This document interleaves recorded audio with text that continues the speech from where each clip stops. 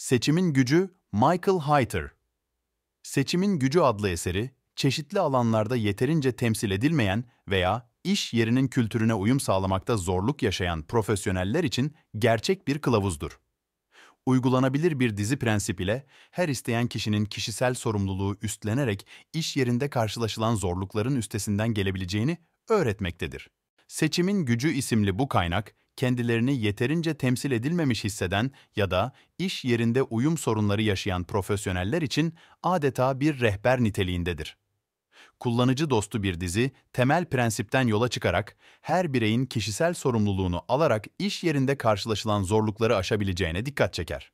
Ayrıca uzun vadeli kariyer gelişimi konusunda nasıl özgüven kazanılacağı ve profesyonel ilişkilerin nasıl geliştirileceği hakkında değerli ipuçları da sunmaktadır. Bölüm 1, kişisel sorumluluğun iş hayatındaki engelleri nasıl aşmanıza yardımcı olabileceğini keşfedin. Hiç iş yerinde uyum sorunları yaşadığınızı hissettiniz mi? Belki de daha fazla özveriyle fark edilmek için çalışmanız gerektiğini düşünüyorsunuz veya unvanınıza rağmen insanlar otoritenize saygı göstermiyorsa bu size tanıdık gelebilir. Eğer aynı geçmişe sahip ve liderlik yolculuğunda sınırlı sayıda profesyonel varsa, bu yolda ilerlemek daha zorlayıcı hale gelebilir. Ancak odaklanabileceğiniz şeylere odaklanarak bu tür zorluklarla başa çıkabilir ve kendi yeteneklerinize güvenebilirsiniz. Gelecek bölümlerde iş yaşamınızda başkalarının düşük beklentileriyle nasıl başa çıkılacağından, kişisel ağınızı nasıl genişletebileceğinizden ve ekibinizle organizasyon içinde nasıl etkili bir rol oynayabileceğinizden bahsedeceğiz. Unutmayın, her zorluk aynı zamanda bir fırsattır. Bölüm 2, düşük beklentileri aşmanın anahtarı.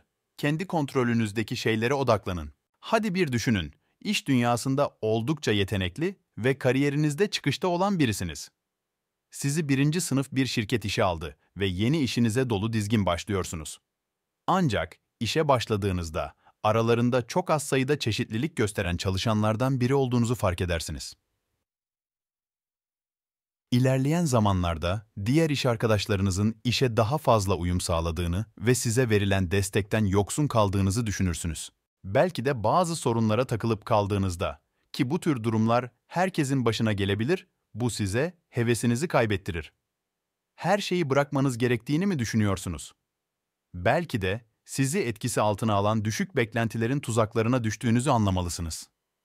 Unutmayın, buradaki esas mesaj, düşük beklentilerle başa çıkmak için kendi kontrolünüzdeki şeylere odaklanmaktır. İş dünyasında çeşitlilik konusunda ilerlememize rağmen hala bazı stereotiplerle karşı karşıya geliyoruz. Bazı insanlar, kadınların zor kararlar alamayacağını ya da etnik farklılıklar taşıyan birinin tüm bir organizasyonu yönetemeyeceğini düşünebilirler. Bu gibi düşünceler moral bozucu olabilir. Ancak en büyük tehlike, bu düşüncelerin kendi zihnimizde yer etmesidir. Bazen iş arkadaşlarınızın şüpheci tavırlarını fark edebilirsiniz. Belki de diğer insanlar kadar fırsatlarla değerlendirilmediğinizi düşünüyorsunuz. Bu durum, düşük beklentiler ağına düşmenize neden olabilir. İşte bu noktada kendi yetenekleriniz hakkındaki şüpheler sizi sarabilir. Kendi özgüveniniz sarsıldığında daha az çaba harcamaya başlayabilirsiniz. Bu da sonunda düşük beklentileri haklı çıkarır. Liderlik geliştirme organizasyonlarının başında bulunan bir yazar olarak, sizin kontrolünüzdeki unsurlara odaklanarak sizi aşağı çeken bu tuzaklara yakalanmamak gerektiğini öne sürüyorum. Diğerlerinin ne düşündüğü veya ne yaptığı önemli değil, önemli olan nasıl tepki verdiğinizdir. Kendi ifadeleriyle, önemli olan uyarıcı değil, tepkidir.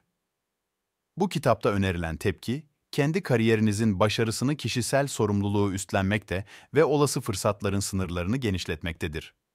Gelecek bölümlerde temel ilkelere odaklanarak ağınızı büyütmeniz ve kariyerinizde ilerlemeniz için gerekli teknik, ilişki ve etkileşim becerilerini geliştirmenize yardımcı olacak rehberlik ve öneriler sunacağız. Bölüm 3, başarısızlığı gelişim fırsatı olarak değerlendirin. Bir psikolog olan Anders Ericsson, yaptığı araştırmada ilginç bir şey keşfetti. Elit futbolcuların büyük bir kısmının yılın ilk 3 ayında doğduğunu fark etti. Bu sadece bir tesadüf müydü? Ericsson buna inanmıyordu. Gençlik liglerinde doğum tarihi sınırının genellikle 31 Aralık olduğunu bulmuştu. Sonuç olarak Bu futbolcular yılın sonunda doğan yaşıtlarından neredeyse bir yaş daha büyüklerdi. Bu yaşça büyük oyuncular sadece fiziksel olarak daha olgun değillerdi, aynı zamanda daha fazla pratik yapma ve becerilerini geliştirme fırsatlarına sahiptiler. Bu da doğal yetenek gibi görünen dünya standartlarında futbol becerisinin bile pratik ve çaba ile şekillendiğini gösteriyordu.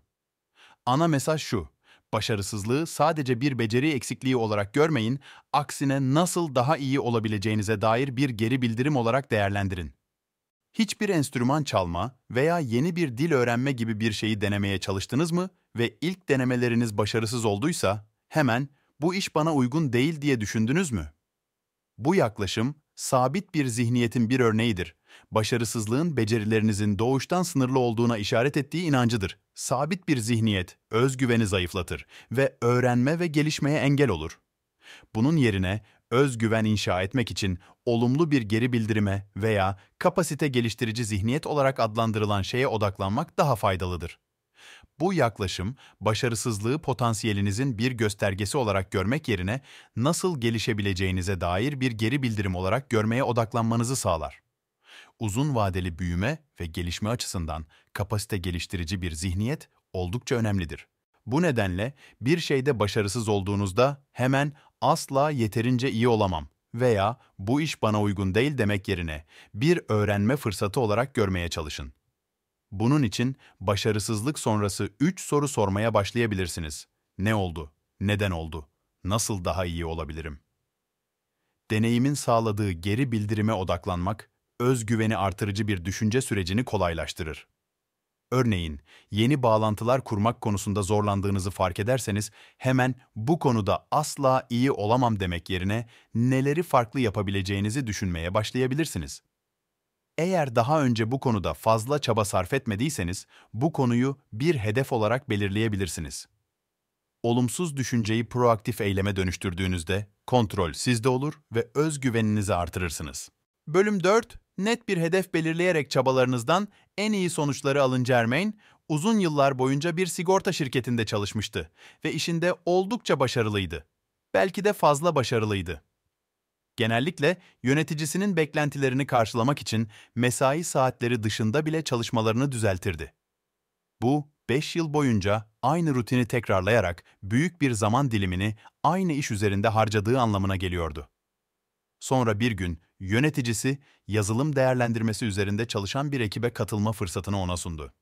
Germain, mesleki deneyimini genişletmek için çok çabalasa da her zamanki iş yüküyle başa çıkmak ona bu fırsatı reddetmek zorunda bıraktı. Germain artık daha fazla çalışıyordu. Ancak çoğu zamanını ve enerjisini etkili bir şekilde kullanmadığını fark etti ve bu gerçekten hedeflerine odaklanmamış olmasının bir sonucuydu. Ana mesaj şu: çabalarınızdan en iyi verimi almak için ne tür bir sonuç istediğiniz konusunda net olun. Çok çalışmak ile etkili çalışma arasındaki ince çizgi bazen karışabilir. Odaklı ve verimli bir çaba, kariyerinizi şekillendiren beceri ve yeteneklere yatırım yapmalıdır. İlk adım, nereye gitmek istediğinizi net bir şekilde belirlemektir. Araba kullanırken hedefsizce dolaşmak gibi düşünün. Muhtemelen nereye gittiğinizi bilmeden dolanıp durursunuz.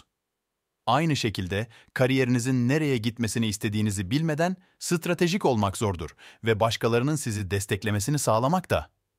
Vizyonunuzu oluşturmak için kişisel hedeflerinizi ve isteklerinizi düşünmeye zaman ayırın. Kendinize neyi başarmak istediğinizi belirlemek için günün sonunda veya yılın sonunda nerede olmanız gerektiğini sorun. Toplantılarınızın amacı ne olmalı? İşinizde en çok keyif aldığınız ve en iyi olduğunuz şey nedir? Kısa ve uzun vadeli hedeflerinizi olabildiğince net bir şekilde belirleyin. Bir hedefi ne kadar belirgin hale getirebilirseniz, ona ulaşmak için gerekli stratejiyi bulma olasılığınız o kadar artar. Kendi hedeflerinizi bilmek, zamanınızı ve enerjinizi nasıl harcayacağınıza ve hangi fırsatları değerlendireceğinize karar vermenize yardımcı olacaktır.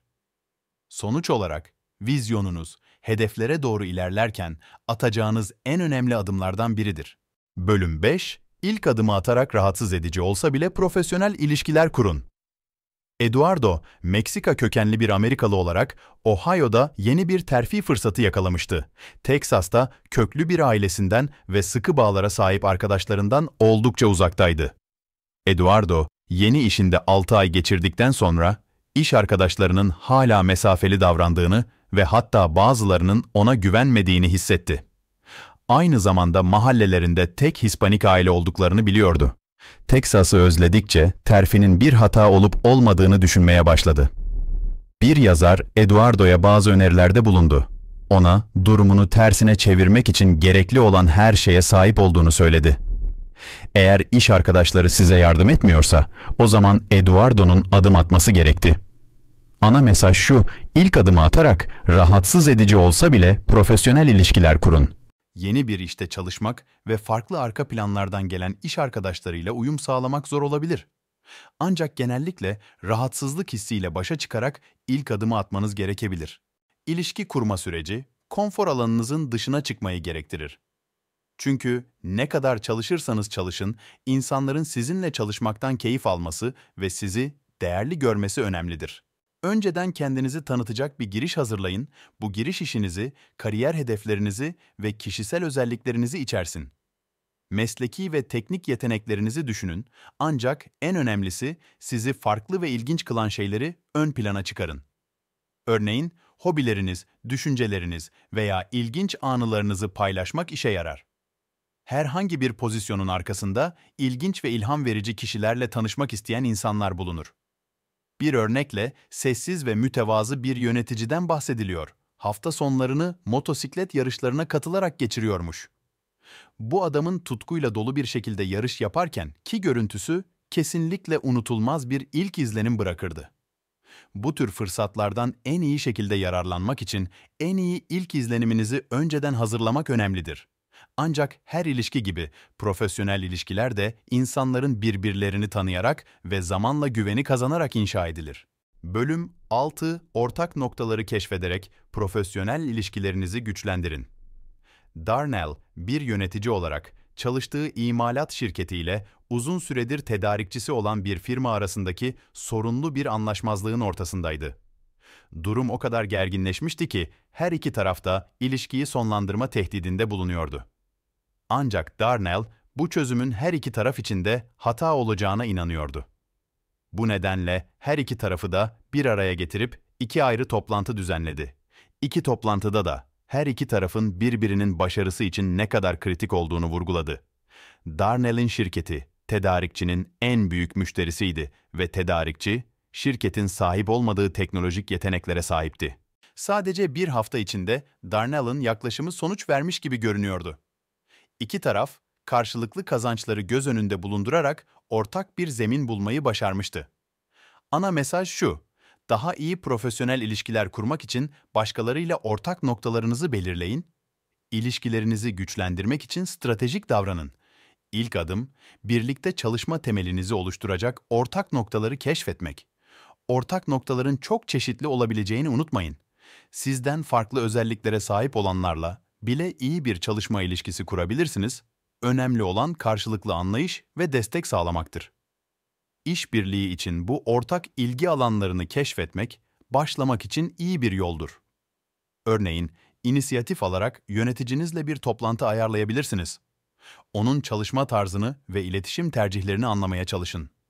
Hangi konuların daha fazla önem taşıdığını ve ne tür bilgilere odaklandığını öğrenmek, daha etkili bir iş ilişkisi geliştirmenize yardımcı olur. Aynı şekilde, iş arkadaşlarınızın sorumlulukları ve hedefleri hakkında meraklı olun. Onların hikayelerini ve amaçlarını anlamak için samimi bir ilgi gösterin.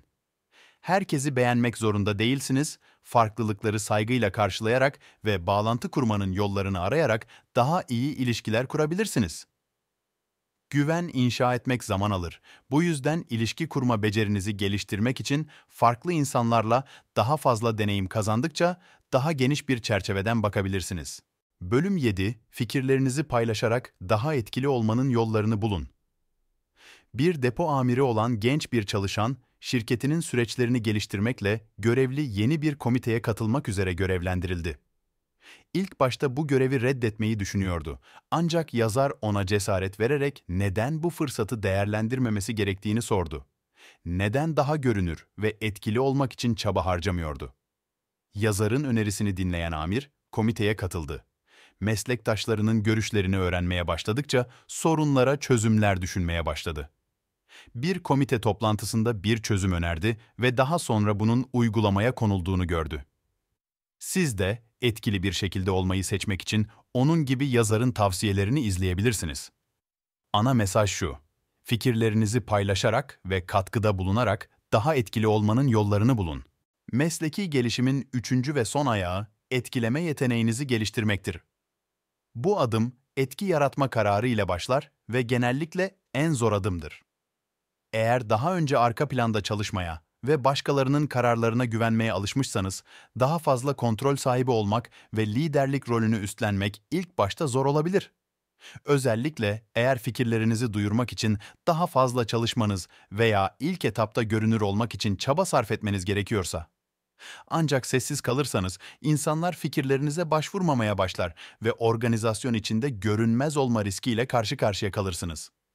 Bu nedenle öncelikle etkileme kararı almalısınız. Ardından bu beceriyi geliştirmek için kendinize güvenmelisiniz. Bu amaca ulaşmak için organizasyonunuzdaki işleyişi inceleyin. Etkili liderler nasıl bağlılık yaratıyor ve fikirlerini nasıl sunuyorlar? Muhalefeti veya olumsuz yanıtları nasıl ele alıyorlar? Her iş durumu, iyileştirmeler önermek veya başkalarını harekete geçirmek için birçok fırsat sunar. Örneğin, yöneticinize fikirlerinizi iletebilir, küçük bir projeyi devralmayı teklif edebilir veya toplantılarda daha aktif olabilirsiniz. Başarı veya uzlaşma garantisi yoktur, ancak seçimin gücü olasılıklara odaklanmaktadır. Daha etkili bir lider olmak için risk almalı ve ilk adımı atmalısınız ve ardından diğer ilkeleri uygulamalısınız.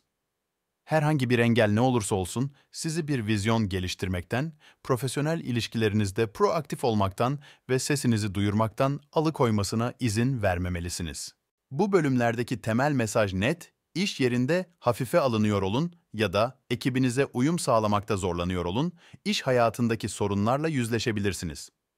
Başarısızlıkları eyleme dönüştürmek, özgüven geliştirmek, kariyeriniz için bir vizyon benimsemek, akranlarınıza ulaşmak ve ekibinizde ya da organizasyonunuzda katılım sağlamanın yollarını bulmak gibi bu süreçlerin tümü size yardımcı olabilir. İşte uygulanabilir bir öneri. Çalışma arkadaşlarınızdan geri bildirim isteyin. Bir zorlu proje veya sunum sonrasında bir meslektaşınızı yanınıza alın ve ondan geri bildirim isteyin. Kendinizi geliştirmeniz için size özel stratejiler sunabileceğine inandığınız bir kişiyle iletişime geçtiğinizden emin olun. Geri bildirim istemeye hazır olduğunuzda yeni yaklaşımlardan faydalanarak gelişiminizi hızlandırabilirsiniz.